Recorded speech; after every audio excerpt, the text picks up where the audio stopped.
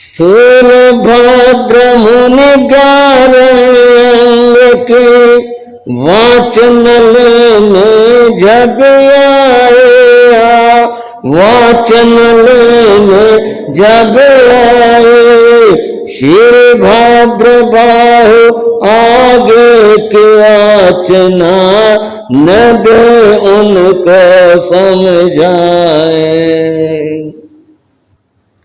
बहने उन्होंने पूछा इस सब बारे में, क्या करते हो, क्या पढ़ते हो, क्या स्वाध्याय, समाधान हो गया।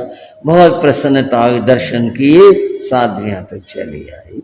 आकर गुरु के फिर दर्शन किए, भद्रबाहु स्वामी के। उन्होंने मुस्कुरा के पूछा साध्वियों कहो। हाँ जी भाई महाराज के दर्शन हो गए, चलो ठीक है। साध्वियां यहाँ पे दर्शन करके और वापिस चली। समय हुआ तीसरे पहर का, जब स्थूल भद्र मुनि गुरु से आगम वाचना लेते थे, वो समय हुआ। और जो बात चल रही थी 11 अंगों के वो ज्ञाता थे, 12वां अंग जो दृष्टिवाद है उसकी बात होती थी, उसके लिए वाचना के लिए वो आए गुरु के पास में आए, वंदन नमन किया।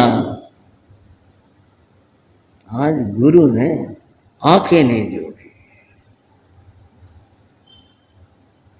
पता चल जाता है, आप तो गृहस्थ हो, विलक्षण हो, चाहे छोटा हो, चाहे बड़ा हो, चाहे बालक हो, चाहे कोई हो, बस चेहरे से आंखों से लग जाता है। क्या बात है, नाराजगी है कुछ, क्या बात है।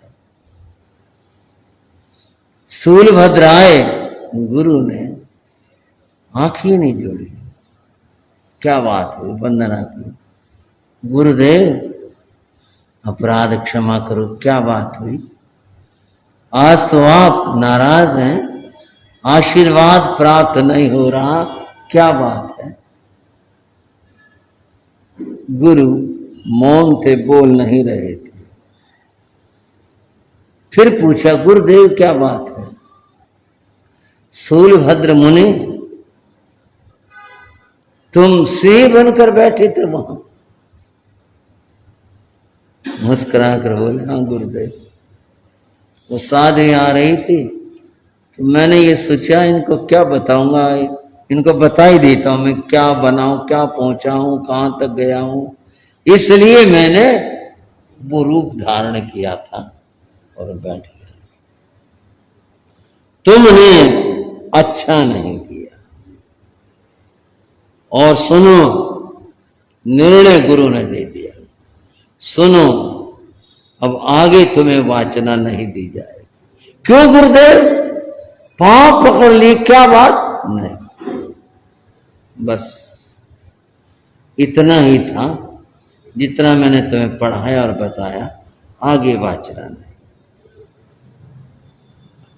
कारण पूछा तो गुरु बोले काल प्रभाव आगे के वाचना, ग्रहण पात्रता लुप्त हुई, ग्रहण पात्रता लुप्त हुई, आगे की वाचना पाने को मुनि चेतनाएं अब सुप्त हुई। सिंधु घर मर्यादा तोड़े, क्या हो समुद्र अगर अपने मर्यादा तोड़ दे तो फिर कितना अनर्थ हो, कितना को डूब जाए, कितना कुछ हो।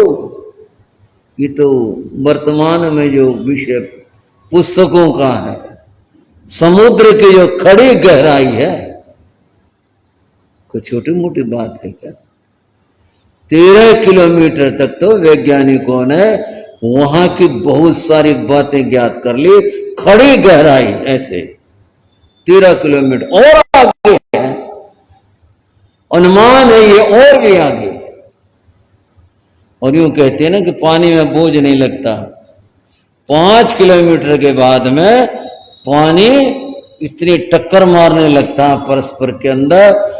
10 किलोमीटर के बाद में जाकर के 1 इंच मोटा 1 इंच चौड़ा ठोस सरिया अगर वहां नीचे उतार दिया जाए तो वह पत्ती बन जाए।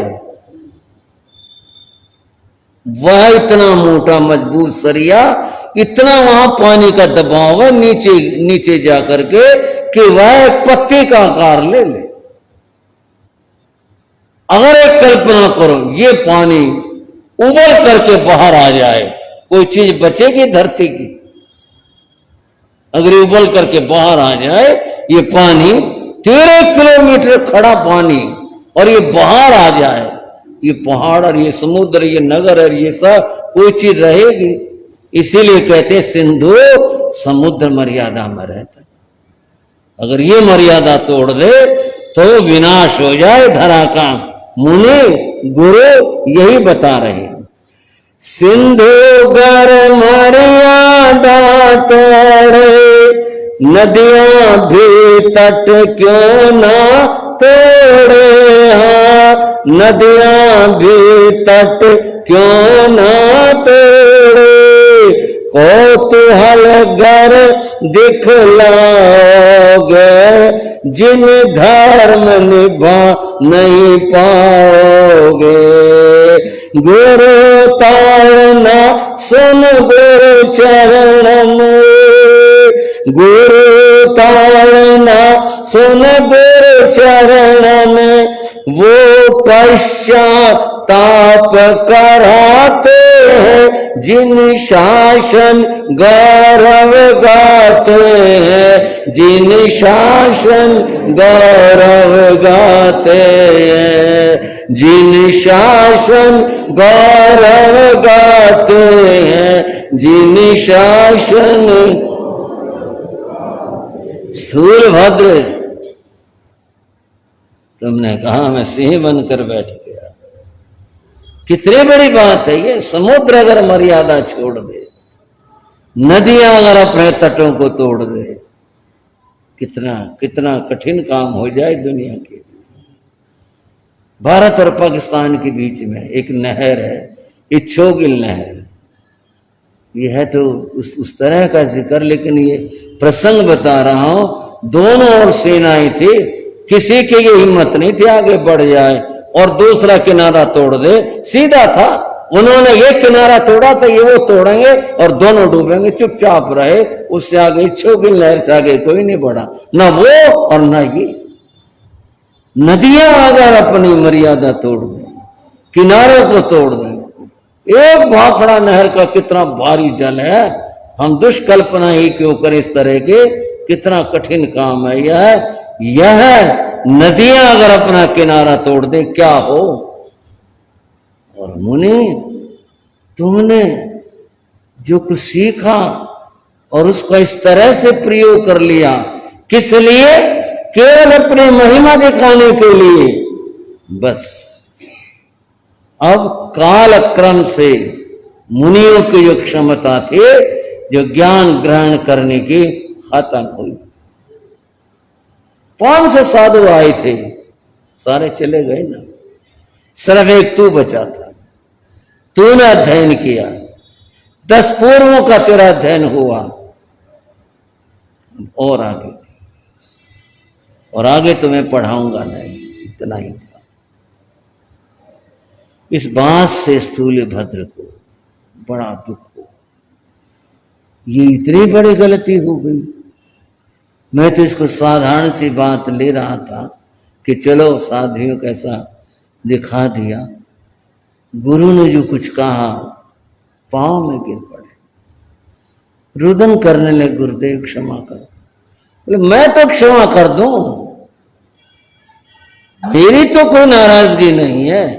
नाराजगी इस बात की है कि पात्रता खत्म हो गई, डालो किसमें। यहां तक कि तुमने सारा ज्ञान पचाया, आत्मसात किया, अब आगे पात्रता नहीं है, मैं कैसे करूं। इसलिए स्थूल भद्र आगे नहीं पढ़ रहा। बहुत कोशिश की, बोले कोई नाराजगी का सवाल नहीं है ना, तुम नाराजगी कह, मैं कह रहा हूं काल की बात है, समय की बात है।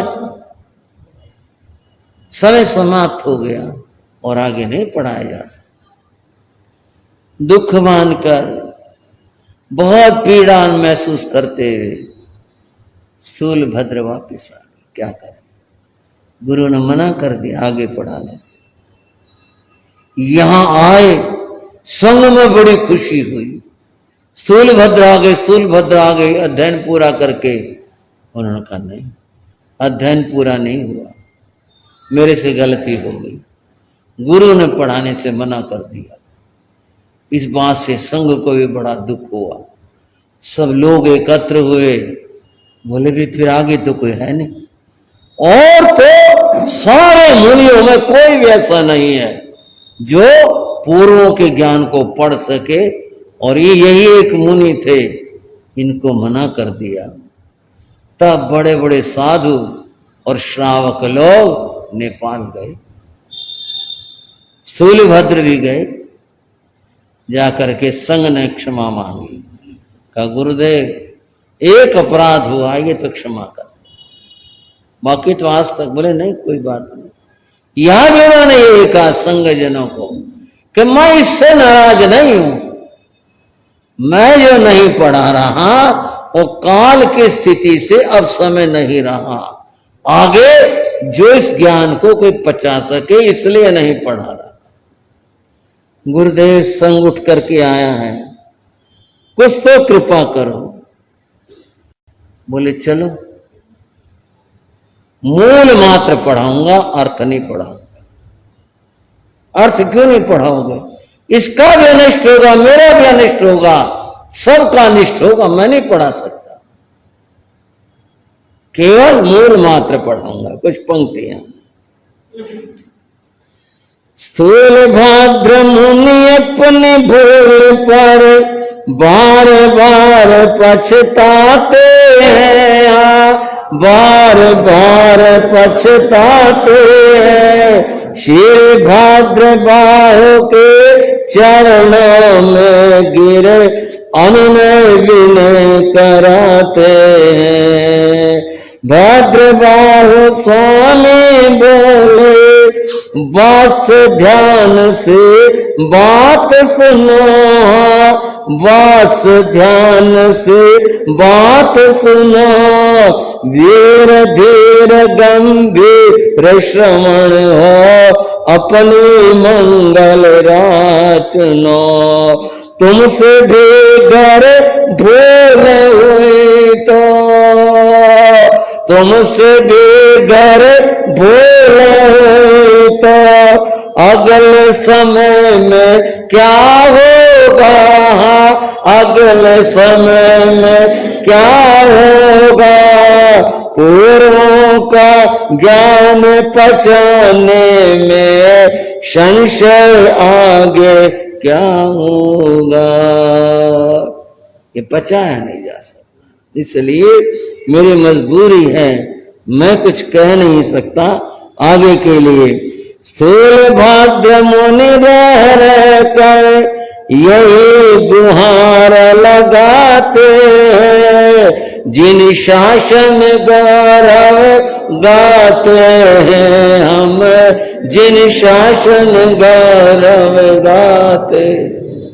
संघ ने, मुनि स्थूलभद्र ने गुरु किस बात को स्वीकार कर लिया, ठीक है आप मूल मात्र पढ़ा दें, तो फिर जैसा भी जहां तक आप ठीक समझे। बोले अर्थ नहीं पढ़ाएंगे, अर्थ नहीं पढ़ाया, मूल मात्र उन्होंने अध्ययन करवाया। आप श्रावक श्राविकाएं थोड़ा सा सोच सकते हैं, जिसको मूल आ गया अर्थ लगाना क्या मुश्किल है। कोई भाषा की तो समस्या थी नहीं वहां, कोई आदमी संस्कृत ना जानता तब तो कहीं भी, वो तो सारी भाषाएं जानते हैं, कौन सी मुश्किल बात थी। मूल आ जाए अर्थ तो अपने आप लगा लेंगे, ये इतना काम आसान नहीं है अर्थ लगाने का। अर्थ तो गुरु के निर्देशन में ही लगाया जा सकता है। ग्रंथों की भाषाएं और प्रस्तुतियां इतनी कठिन होती हैं और कठिन हैं, आज भी बिना गुरु के नहीं लग सकती।